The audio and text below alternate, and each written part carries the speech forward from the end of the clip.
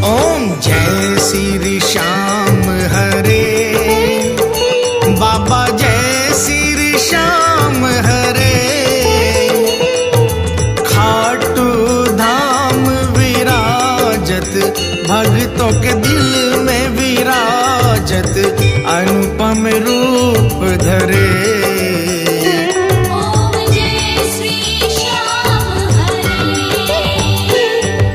रतन जड़ित सिंहासन, सिर पर चवर